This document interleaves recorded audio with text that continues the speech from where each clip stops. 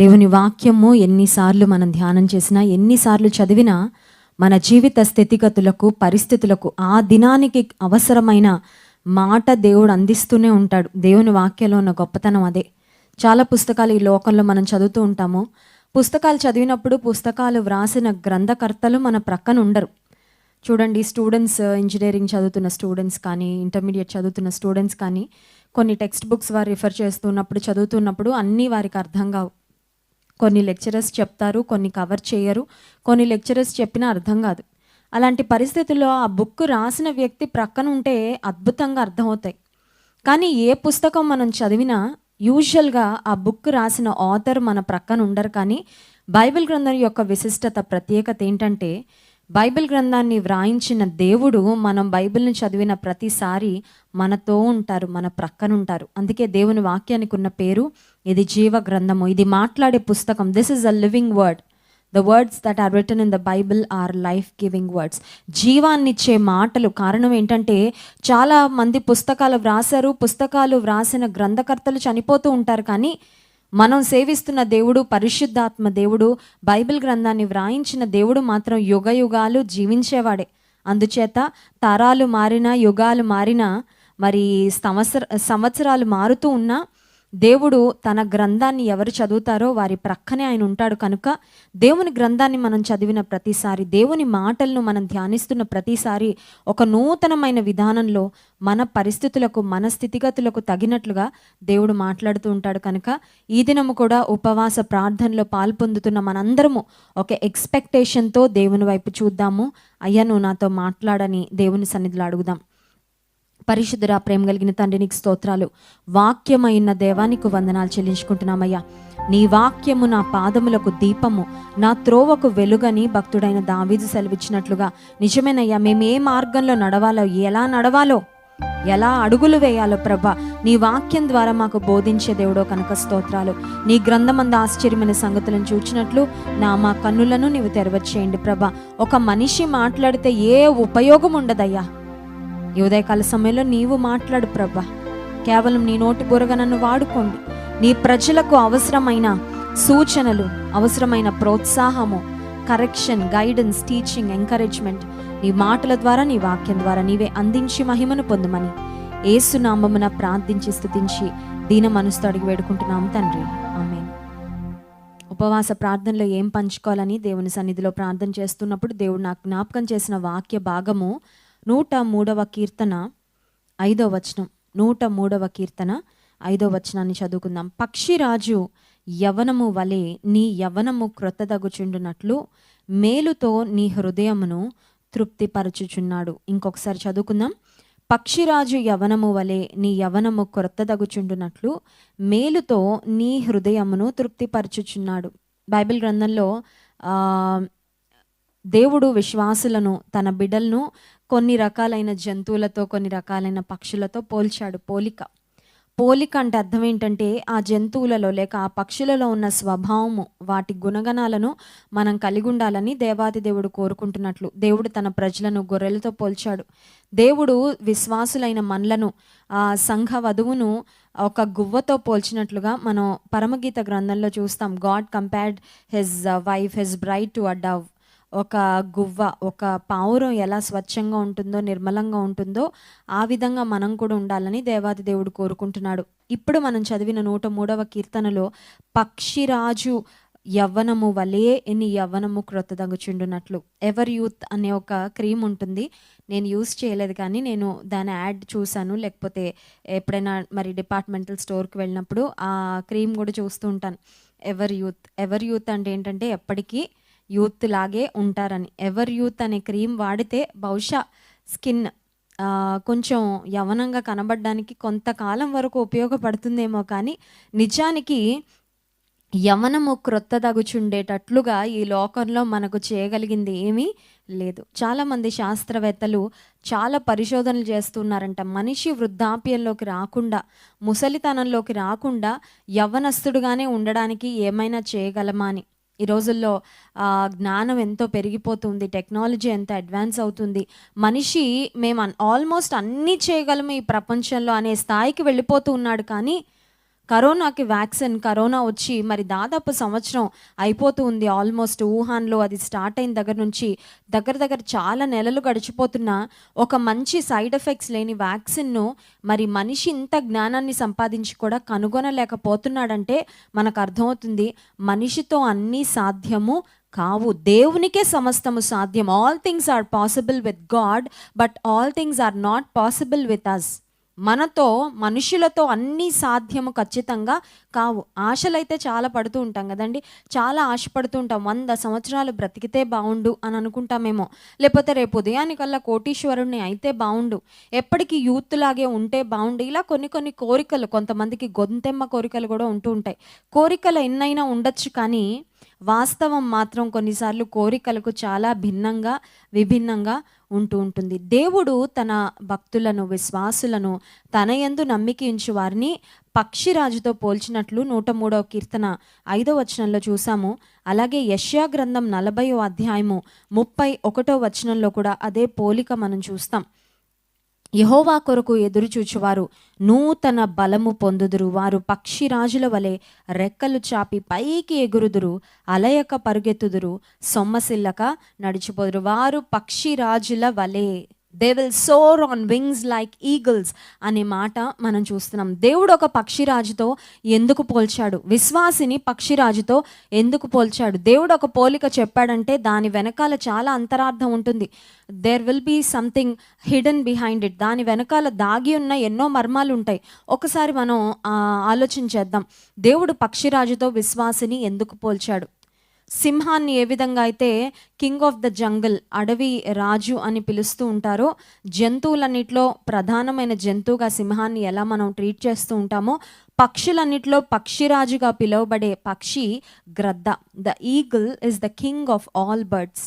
అన్ని పక్షులలో కింగ్ అని ఎందుకంటారండి అని ఆలోచన చేస్తే, ఈగిల్ అనేది ఎవరో మనం మన గృహాల్లో కేజ్ పెట్టుకొని మనం దాన్ని బంధించుకొని దాన్ని ఉంచడానికి అవకాశం ఉండదు. ఇన్ఫ్యాక్ట్ మన కంటికి కూడా అంత దగ్గరగా ఎప్పుడు కనబడదు. ఎప్పుడైనా ట్రైన్స్లో వెళ్తున్నప్పుడో, ప్రయాణం చేస్తున్నప్పుడో, దూరంగా ఏదైనా కలేబరాలున్నా లేకపోతే ఏదైనా దూర ప్రాంతాల్లో అలా అది ఆకాశంలో ఉండి సోర్ అవుతూ వచ్చి మళ్ళీ ఆకాశానికి వెళ్ళిపోతూ ఉంటుంది. యూజువల్గా మనకి ఏంటంటే పక్షిరాజు ఆకాశంలో రెక్కలు చాపి it will soar in the sky. ఆకాశంలో రెక్కలు కొట్టదండి అది. అన్ని పక్షులైతే ఆకాశంలో ఎగరడానికి రెక్కలను ఫ్లాప్ చేస్తూ ఉంటాయి, వింగ్స్. కానీ ఈ పక్షిరాజుకున్న ఒక అనుభవం ఏంటంటే అది సోర్ చేస్తుంది. పక్షిరాజు కనుక వేరే పక్షులను ఇమిటేట్ చేసి ఒకవేళ దాని రెక్కలను అలా కొట్టడానికి ప్రయత్నం చేస్తే దాని బలమంతా పోగొట్టుకొని అది చనిపోయే స్థితికి కూడా వెళ్ళిపోద్దంట. అంత ప్రమాదం ఉందంట. అందుచేతే గ్రద్దలు కొన్నిసార్లు కొన్ని రోజుల తరబడి బలమైన గాలులు రావడం కొరకు ఒక చెట్టు మీదో ఒక కొండ మీదో అలాగే వెయిట్ చేస్తూ ఉంటాయంట. కారణం ఏంటంటే బలమైన గాలులు ఉన్నప్పుడు ఆ బలమైన గాలులను ఉపయోగించుకొని ఈ పక్షిరాజు అలా ఆకాశంలోకి రివ్వున ఎగసి వెళ్ళిపోతుంది. ఒకవేళ బలమైన గాలి లేని సమయంలో అది ఎగరడానికి ప్రయత్నం చేస్తే ఆ పక్షిరాజు లేక ఆ గ్రద్ద రెక్కలు కొట్టి దాని ఎనర్జీ అంతా ఆ ఫ్లాపింగ్ ఆఫ్ ద వింగ్స్కి ఉపయోగించడం వల్ల అది ఎగ్జాస్ట్ అయిపోయి దాని ప్రాణానికే ముప్పు లేక ప్రమాదం వస్తుంది అని శాస్త్రవేత్తలు చెప్తూ ఉన్నారు. ఒక విశ్వాసి జీవితంలో కూడా ఏ విధంగా పక్షిరాజు బలమైన గాలిలో కొరకు కనిపెడుతుందో, బలమైన గాలి పరిశుద్ధాత్మ దేవుని యొక్క నడిపింపుకు సాదృశ్యం. It is the power of the Holy Spirit that should drive every believer. ప్రతి విశ్వాసిని తన విశ్వాస జీవితంలో ముందుకు నడిపించాల్సింది ఏంటంటే పరిశుద్ధాత్మ దేవుని యొక్క అభిషేకము, పరిశుద్ధాత్మ దేవుని యొక్క శక్తి, పరిశుద్ధాత్మ దేవుని యొక్క నడిపింపు. దేవుడు నన్ను నడిపిస్తే నేను ముందుకు వెళ్తాను, దేవుడు నన్ను తీసుకొని వెళ్తే నేను అడుగు వేస్తాను. దేవుని చిత్తం కాకపోతే ఎంత సమయమైనా నేను వేచి ఉండడానికి సిద్ధమే అనే మనస్సు నీ జీవితంలో కలిగి ఉన్నావా? 40 దినాల ఉపవాస ప్రార్థనలు క్రైస్ట్ వర్షిప్ సెంటర్లో జరుగుతున్నాయి. ప్రతిదినము జాన్ వెస్లీ గారు బైబిల్ గ్రంథంలో నుండి అనేక మంది భక్తులు చేస్తున్న ప్రార్థనలను గురించి మరి వివరిస్తూ ఉన్నారు. నిన్నటి దినము మోషే భక్తుడు చేసిన ప్రార్థన గురించి ధ్యానం చేయడం జరిగింది. మోషే భక్తుడు చేసిన ఒక అద్భుతమైన ప్రార్థన ఏంటంటే, దేవా నీ సన్నిధి మాతో రాని ఎడల మమ్మల్ని ఇక్కడ నుండి నీవు ముందుకు తీసుకొని వెళ్ళొద్దు, మేము ఇక్కడ నుండి వెళ్ళాం. నీ సన్నిధి మాతో వస్తేనే, only if your presence goes with us we want to leave this place. నీ సన్నిధి మాతో రాకపోతే మేము ఒక్క అడుగు కూడా ముందుకు వెళ్ళము అని మోషే భక్తుడు ప్రార్థన చేసి మొండిగా దేవుని సన్నిధిలో అడిగినందుకు దేవుడు మోషేకి ఇచ్చిన వాగ్దానము, నా సన్నిధి నీకు తోడుగా వచ్చునని. దేవుని సన్నిధి ఆయన ప్రజలైన ఇశ్రాయేలీలతో వెళ్ళినట్లు దేవుని వాక్యంలో మనం గమనిస్తాం. పక్షి రాజంట, నాకు రెక్కలున్నాయి కదా, నేను చక్కగా రెక్కలు కొడుతూ ఆకాశంలోకి ఎగరగలను కదా అని ప్రయత్నం చేయదంట. పక్షిరాజులు కొన్నిసార్లు చూడండి, మనం ప్రయాణాలు చేస్తూ ఒక ట్రైన్లోనో ఒక బస్సులోనో వెళ్తున్నప్పుడు అవుట్స్కర్ట్స్లో అలాగా కొన్ని పక్షులు లేక ఈగల్స్ ఎత్తైన చెట్ల మీద అలా కూర్చొని కనబడతాయి మనకి. అంటే అవి బలమైన గాలుల కొరకు వేచి ఉన్నాయన్నమాట. They are waiting for those wind thermals. ఆ బలమైన గాలుల కొరకు అవి కనిపెడుతున్నాయి. నీ జీవితంలో కూడా పక్షిరాజు వలె పరిశుద్ధాత్మ దేవుని యొక్క నడిపింపు కొరకు నీవు ఎదురు చూసే వ్యక్తిగా ఉండాలి. నీవు దేవుని చిత్తము కొరకు కనిపెట్టే వ్యక్తిగా ఉన్నావా? దేవుడిచ్చే శక్తిని పొందుకొని ముందుకు వెళ్ళాలని ఆశపడుతున్నావా? లేక నీ స్వంత ప్రయత్నాలు చేస్తూ నీ స్వంతగా అడుగులు వేస్తూ ఏదో ఒకటి చేసేద్దాంలే, ఏదో ఒకటి సాధించేద్దాంలే, జీవితంలో ఏదో ఒకటి అన్నట్లుగా నీవు ముందుకు వెళ్ళిపోతున్నావా?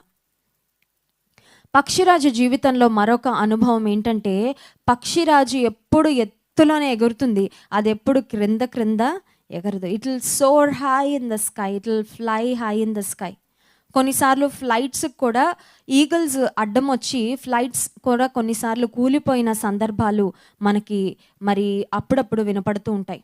ఆకాశంలో మబ్బుల మధ్యలో కూడా ఒక్కొక్కసారి ఈ ఈగిల్స్ ఎగురుతూ ఉంటాయి. అంటే ఈ కాకులు, పిచ్చుకలు, ప్యారెట్స్ ఇట్లా మనకి సాధారణంగా కనిపించే పక్షుల వలె ఈగిల్స్, గ్రద్దలు క్రింద ప్రదేశాల్లో తక్కువ ఎత్తులో అవి ప్రయాణం చేయాలని ఎప్పుడు అనుకో.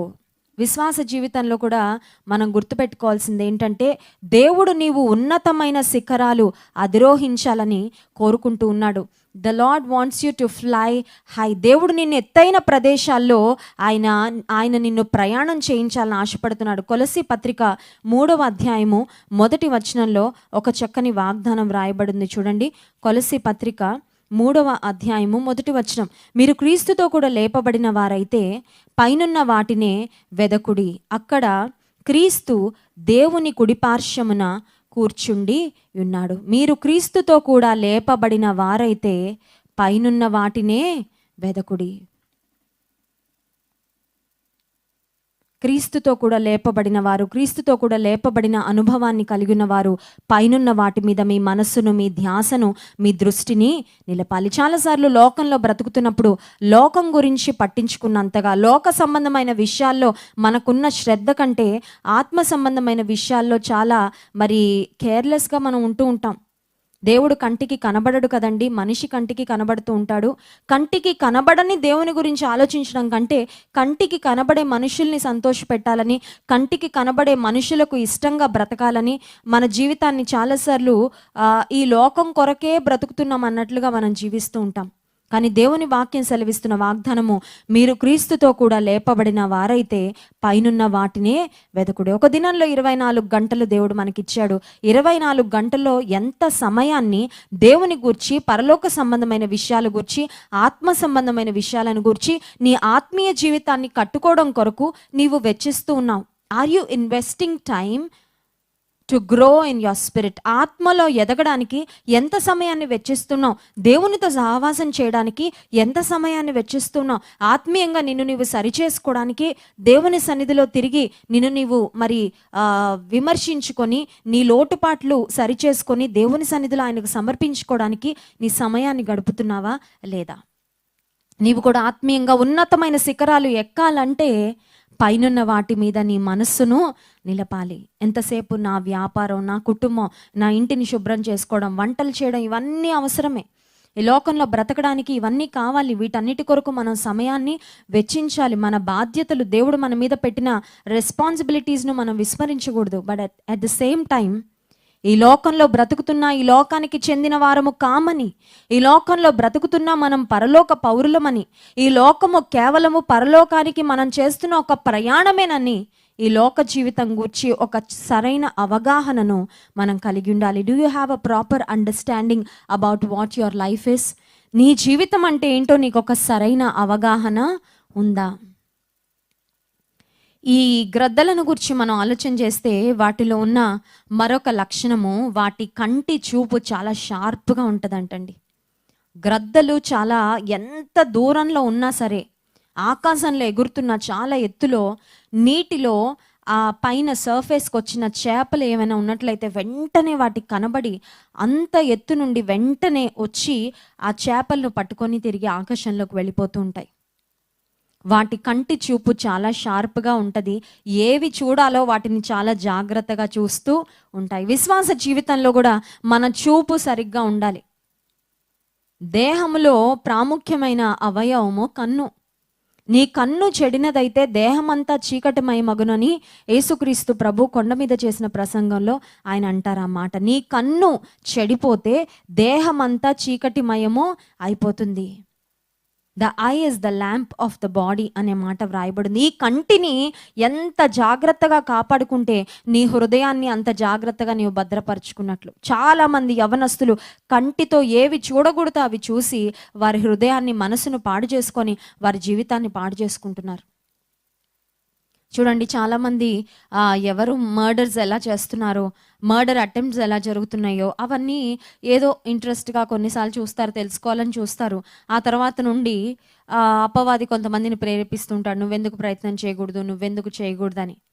ఏదో మూవీలో ఏదో చూస్తాడు, ఎవరినో ఏడిపించడం, ఎవరినో ఏదో చేయడం. అది చేసిన తర్వాత అది చూసిన దగ్గర నుండి నీవు కూడా చెయ్యని ఒక రకమైన ప్రేరేపణ కలిగి ఏదో ఒక బలహీన సమయంలోనో ఆత్మలో బలవంతుడిగా లేనప్పుడు ఆత్మీయంగా దిగజారిపోయి దేవునికి అయిష్టమైన కార్యాలు చేసేస్తూ ఉంటారు. ఎందుకు ఈ మాట చెప్తున్నానంటే, నీవేమి చూస్తున్నావో అవి నీ హృదయంలోకి ఖచ్చితంగా వెళ్ళిపోతాయి. Whatever you see will actually sink into your heart.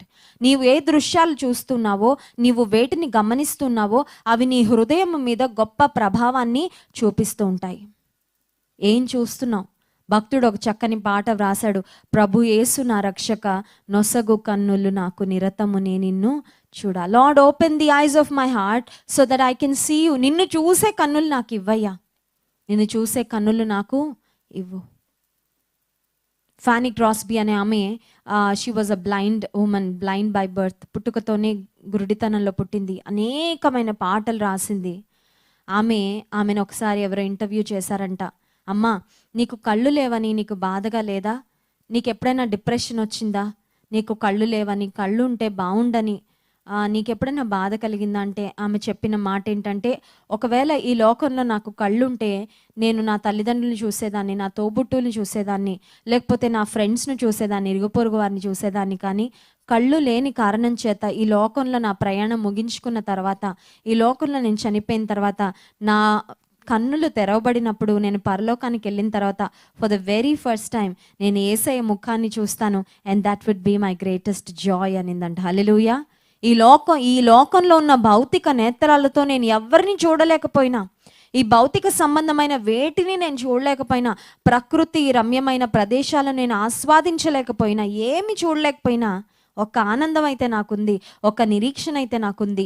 అదేంటంటే, ఈ లోకంలో నేను కన్ను మూస్తే పరలోక రాజ్యంలో నేను కళ్ళు తెరిచినప్పుడు నా యేసయ్య యొక్క దివ్య రూపాన్ని నేను చూస్తాను. I will behold the face, the beautiful face of my saviour. నా రక్షకుని యొక్క రమ్యమైన మనోహరమైన ముఖాన్ని నేను చూస్తాననే గొప్ప ఆనందం నాకుందని. ఎందుకు ఈ మాట చెప్తున్నానంటే, దేవుడు మనల్ని ప్రేమించి 2 కళ్ళిస్తే ఆ కన్నులతో మనం ఏం చూస్తున్నాం? పక్షిరాజు యొక్క కన్నులు చాలా, it has got very sharp ice. ఏవి చూడాలో అవి చూస్తాయి, ఏవి పట్టుకెళ్లాలో వాటిని వచ్చి పట్టుకొని వెళ్ళిపోతాయి.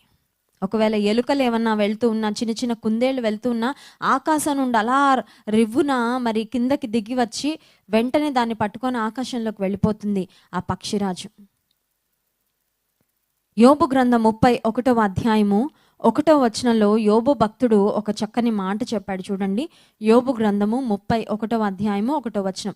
నేను నా కన్నులతో నిబంధన చేసుకొంటిని, కన్యకను నేనెలాగూ చూచుదును. యోబు భక్తుడు అంటున్నాడు, దేవుడు నాకు 2 కళ్ళు ఇచ్చాడు, కానీ ఆ 2 కళ్ళతో నేను ఒక నిబంధన చేసుకున్నాను. నా కళ్ళతో నేను చేసుకున్న నిబంధన ఏంటంటే, కన్యకను నా కళ్ళతో చూడను. కన్యకను నా కళ్ళతో చూడనంటే, అతనికి వివాహం కాని 3 ఆడపిల్లలు ఉన్నారు. వారు కన్యకలే. రోడ్డు మీద ఇంటి ప్రక్కనో అక్కడ ఇక్కడ ఉంటారు. కానీ అపవిత్రమైన దృష్టితో నేను ఏ స్త్రీని చూడనని నా కళ్ళతో ఒక నిబంధన చేసుకున్నాను. నీ జీవితంలో అటువంటి నిబంధనలు నీవేమైనా చేసుకున్నావా? నీ కళ్ళతో నిబంధన చేసుకున్నావా? నీ చేతులతో నిబంధన చేసుకున్నావా? దేవుడు ఒక కొత్త ఫోన్ ఇచ్చినప్పుడు, ఒక క్రొత్త ల్యాప్టాప్ ఇచ్చినప్పుడు, ఒక క్రొత్త వస్తువు నీకు ఇచ్చినప్పుడు, ఒక క్రొత్త బైక్ ఇచ్చినప్పుడు, క్రొత్త కార్ ఇచ్చినప్పుడు, ఒక మంచి హౌస్ నీకు ఇచ్చినప్పుడు దేవునితో ఏమైనా నిబంధన చేసుకున్నావా? అయ్యా నీవిచ్చావు, దీన్ని నీ కోసం నేను వాడతాను. అయ్యా నీవిచ్చావు, నీ కొరకు నేను ఖర్చు పెడతాను.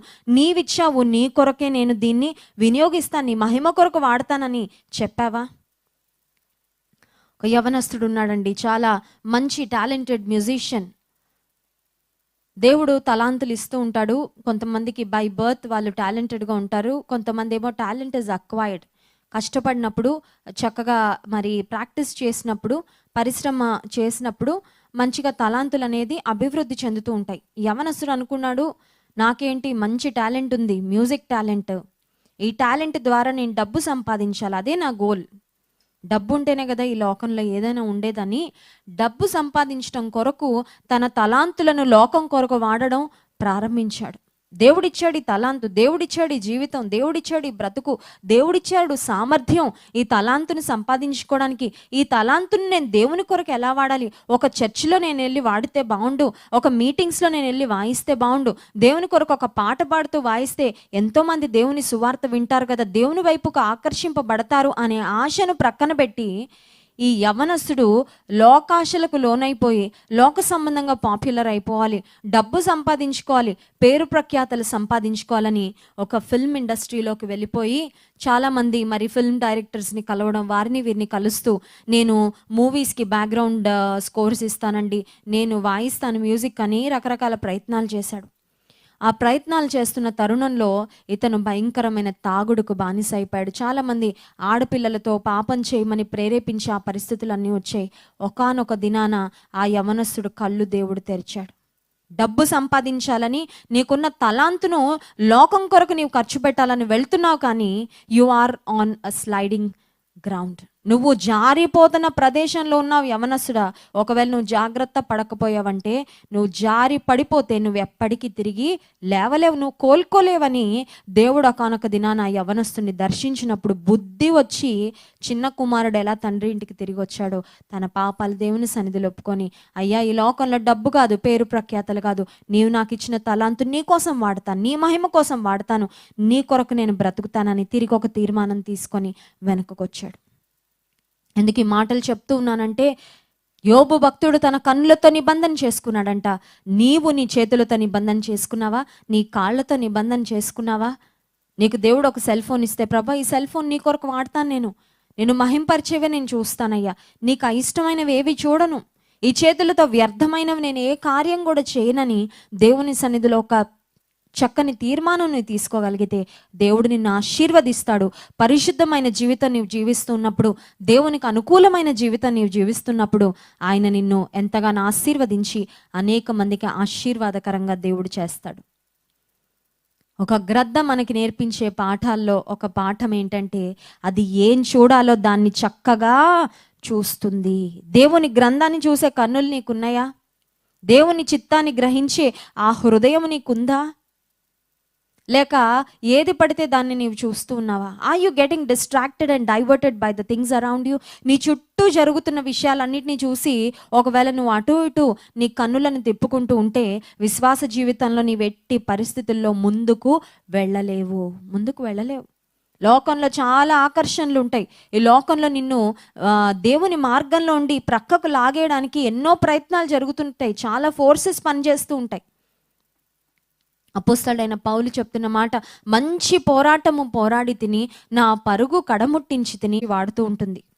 ఆ స్ట్రాటజీ ఏంటంటే, ఈగల్ మనకు తెలుసు చిన్న చిన్న చేపలను తింటుంది, పక్షులు చిన్న చిన్న చేపలను తింటూ ఉంటాయి కదా, ఈగల్స్ కూడా చేపల్ని తింటాయి. ఆ తర్వాత ఎలుకల్ని తింటూ ఉంటుంది. ఆ తర్వాత కుందేళ్ళు, చిన్న చిన్న కుందేళ్ళు ఉంటే వాటిని కూడా చంపి తినేస్తూ ఉంటుంది. అలాగే ఈ గ్రద్ద పాములను కూడా తింటుందండి. గ్రద్ద పాములను తింటుంది. కొన్నిసార్లు పెద్ద పెద్ద విష సర్పాలు పాములున్నా ఈ గ్రద్ద చక్కగా ఆకాశం నుండి ఒక్కసారి నేల మీద పాము వెళ్తూ ఉంటే కనబడినప్పుడు ఆకాశం నుండి రెవ్వున క్రిందకి వచ్చి ఆ పాముని ముక్కుతో పట్టుకొని బీక్తో పట్టుకొని వెంటనే ఆకాశంలోకి వెళ్ళిపోద్దంట. ఈ బీక్తో పాముని ఇక్కడే చంపి ఇక్కడే తినచ్చు కదా అంటే పాముని ఎప్పుడు అది నేల మీద తిందు. కారణం ఏంటంటే నేల మీద పాముకి సర్పానికి చాలా బలం ఉంటుంది. నేల మీద సర్పం యొక్క బలము కంటే ఈ గ్రద్దకు లేక పక్షిరాజుకు ఉండే బలము తక్కువ. కానీ ఒక్కసారిగా పామును ఆకాశంలోకి తీసుకొని వెళ్తే దాని ముక్కుతో పట్టుకొని ఆకాశంలోకి వెళ్ళగానే పాము దాని బ్యాలెన్స్ కోల్పోద్దంట. It lose its balance. ఆకాశంలోకి వెళ్ళగానే ఆ సర్పము అచేతనంగా అయిపోతుంది. నేను ఇంకేమీ చేయలేను, hands up, I give up అన్నట్లు అయిపోద్దంట. అప్పుడు ఆకాశంలోనే దాన్ని అలా ముక్కుతో పొడుస్తూ ఒక ఎత్తైన ప్రదేశానికి తీసుకొని వెళ్ళి దాన్ని చంపి ఇది ఆహారంగా తీసుకుంటూ ఉంటుంది. అపవాది కూడా కొన్నిసార్లు ఒక సర్పము వలె నీ మీదకి నిన్ను కాటు వేయాలని వస్తూ ఉంటాడు. నీకు అప్పుడు అనిపించవచ్చు అపవాది శక్తి చాలా బలంగా అనిపిస్తుందండి, అపవాది యొక్క ప్రభావం చాలా బలంగా ఉంది, అపవాది యొక్క ఫోర్స్ చాలా ఎక్కువ అనిపిస్తుంది, అపవాది యొక్క బలము ముందు, అపవాది శోధిస్తున్న ఈ శోధన ముందు నాకున్న ప్రార్థనా శక్తి, నాకున్న ఆత్మశక్తి చాలా తక్కువ అనిపిస్తుందని నీవు ఒకవేళ ఫీల్ అవుతున్నట్లయితే, ఏ విధంగా భూమి మీద నుండి ఆకాశంలోకి తీసుకొని వెళ్ళి ఆ పామును చంపి ఈ గ్రద్ద తింటుందో, నీకొచ్చే ప్రతి ఛాలెంజ్ను, నీకొచ్చే ప్రతి సమస్యను భూ సంబంధమైన మనసుతో, నీకున్న భూ సంబంధమైన మరి జ్ఞానంతో, ఆలోచనతో నీవు పరిష్కరించుకోవాలని ప్రయత్నం చేస్తే ఖచ్చితంగా నీవు విఫలం చెందుతావు. కానీ దేవుని ఆత్మ బలముతో, ప్రార్థనా శక్తితో నీవు పోరాడినప్పుడు దేవుడు తప్పకుండా నీకు జయాన్ని అనుగ్రహిస్తాడు. Remember my dear brother and sister, your spiritual battles are to be fought in prayer. ప్రార్థనలో ఆత్మ సంబంధమైన పోరాటాలను నీవు నేను పోరాడాలి. అందుచేతే కదా ఈ ఉపవాస ప్రార్థనలు, అందుచేతే ప్రతిసారి ప్రార్థన సమయాన్ని మనం కలిగి ఉండి కొన్ని గంటలు దేవుని కొరకు మనం వెచ్చిస్తూ, మనం డెడికేట్ చేస్తూ ప్రార్థనలో ఎదగడానికి, ప్రార్థనలో దేవుని పాద సన్నిధిలో మన ప్రతి మనవిని మనం పెట్టడానికి మనం ప్రయాసపడుతున్నాం. కారణం ఏంటంటే నీవు నీ స్వంత శక్తితో, బలముతో, జ్ఞానంతో, నీకున్న సామర్థ్యంతో నీవు ఏ సమస్యలను సాల్వ్ చేసుకోలేవో ప్రార్థనా శక్తి ద్వారా ప్రతి సమస్యను నీవు జయించగలవు. ప్రార్థనా శక్తి ద్వారా ప్రార్థిస్తూ ఉన్నప్పుడు దేవుడు తన ప్రజల పక్షంగా కార్యం చేస్తాడు. కనుక ప్రార్థనా శక్తి ద్వారా అనేకమైన సమస్యలను ఎంతో సులువుగా మనం పరిష్కారము పొందుకోవచ్చు. ఉదయకాల సమయంలో ఒకవేళ అపవాది నీ మీదకి ఒక సర్పం వలె పడగ వెప్పి నీ కొరకు చూస్తూ ఉన్నాడేమో, నీకు అనిపిస్తుందేమో నాకు వచ్చిన ఈ సమస్య, నాకు వచ్చిన ఈ శోధనలో నేను ఖచ్చితంగా పడిపోతానండి, ఈ సమస్య నుండి నేను ఎప్పటికీ కోలుకోలేని అనిపిస్తుంది, ఈ సమస్య నుండి నేను గట్టెక్కలేని అనిపిస్తుందని ఒకవేళ నీవు ఆత్మలో బలహీనంగా మరి అనిపిస్తూ ఉన్నట్లయితే, ప్రియమైన దేవుని బిడ్డ, నిన్ను బలపరచడానికి దేవుడు ప్రార్థన అనే ఆయుధాన్ని నీకు ఇచ్చాడు. You have a very powerful weapon called prayer. ప్రార్థన అనే అత్యంత శక్తివంతమైన ఆయుధాన్ని, సాధనాన్ని దేవుడు నీకు ఇచ్చాడు. నీ శక్తితో నీవు చేయలేని కార్యాలు, నీ బలముతో నీవు సాధించలేని విజయాలు ప్రార్థనా శక్తి ద్వారా నీవు పొందుకోవడానికి దేవాతి దేవుడు నీకు సహాయము చేస్తాడు. కనుక ఈ ఉదయకాల సమయంలో దేవుని సన్నిధిలో అడుగుదాం, ప్రభా ప్రార్థనా శక్తితో నన్ను నింపు, నీ అభిషేకముతో నన్ను నింపు, నీ బలముతో నింపు, నీ కృపతో నింపయ్యా, నీ ఆత్మతో నన్ను నడిపించు ప్రభా. ఒక పక్షి రాజు వలె రెక్కలు చాపి నేను పైకే ఎగరాలి తప్ప ఈ భూమి మీద తిరుగుతూ ఈ లోక సంబంధమైన మనసుతో నేను బ్రతకడానికి వీల్లేదయ్యా. Lord, I want to soar high, I want to fly high. ఉన్నతమైన శిఖరాలు నేను నీ కొరకు అధిరోహించాలి, ఆత్మీయంగా ఉన్నతమైన అనుభవాలను నేను కలిగి ఉండాలి. నీ వలన నేను బలము పొందుకొని, ఏ విధంగా అయితే ఒక పక్షిరాజు ఉన్నతమైన ప్రదేశాల్లో ఎగురుతూ ఉంటుందో, ప్రతి పరిస్థితిలో అది జయమే పొందుకుంటుంది. ఎక్కడ కూడా పక్షిరాజు ఒక పాము చేతిలో చనిపోయినట్లు కానీ మరొక చోట అది చనిపోయినట్లు మనకు కనపడదు. పక్షిరాజు వలె నీవు నేను కూడా దేవుని కొరకు పైకి ఎగరడానికి, నూతన బలమును, నూతన శక్తిని పొందుకోవడానికి దేవాతి దేవుడు మనకి సహాయం చేయనుగాక. ఆమెన్. కళ్ళు మూసుకోండి, ప్రార్థన చేసుకుందాం. పరిశుద్ధ ప్రేమ కలిగిన తండ్రి, నీకు స్తోత్రాలు. ఉదయకాల సమయంలో నీ వాక్యం ద్వారా మీరు మాతో మాట్లాడినందుకు వందనాలయ్యా. యెహోవా కొరకు ఎదురు చూచి వారు నూతన బలం పొందుతారు, వారు పక్షిరాజుల వలె రెక్కలు చాపి పైకి ఎగురుతారని వాగ్దానం చేశాం. మేము కూడా రెక్కలు చాపి పైకి ఎగరడానికి సహాయం చేయండి అయ్యా. ఎవరి కాళ్ళు అపవాది కట్టేశాడు, ఎవరు రెక్కలున్నా ఆ రెక్కలలో ఎగరగలిగిన శక్తి ఉందని గ్రహించలేక ప్రభువా తమను తాము లిమిట్ చేసుకుంటూ ఉన్నారు, ఓడిపోయిన స్థితిలో బ్రతుకుతున్నారు ప్రభువా. ఆ బిడ్డలకు నీవే జయ జీవితాన్ని దయచేయండి అయ్యా. నీవు మాలో ఉంచిన సామర్థ్యము పరిశుద్ధాత్మదేవా, శక్తి చేత కాదు, బలము చేత కాదు, నా ఆత్మ ద్వారా దీన్ని చేస్తానని వాగ్దానం చేశావయ్యా. నీ ఆత్మ ద్వారా మమ్మల్ని బలపరచండి, నీ ఆత్మ శక్తిని మాకు ఇవ్వండి, నీ ప్రభావముతో మమ్మల్ని నింపండి అయ్యా. ఎత్తైన శిఖరాలు మేము ఎక్కునట్లు మా పాదాలను, మా కాళ్ళను నీవు బలపరచు. నా కాళ్ళను లేడి కాళ్ళ వలె చేసి ఎత్తైన స్థలముల్లో ఎక్కడానికి శక్తినిస్తాడని భక్తుడు రాశాడయ్యా. Strengthen our feet Lord, strengthen our knees. మా మోకాళ్ళను బలపరచండి, మా కాళ్ళను బలపరచండి, మా హృదయాలను బలపరచండి, మా ఆత్మీయ జీవితాన్ని బలపరచండి, శక్తితో ప్రభావముతో నింపండి, మహిమను పొందండి. యేసు నామమున ప్రార్థించి స్తుతించి వేడుకుంటున్నాము తండ్రి, ఆమేన్.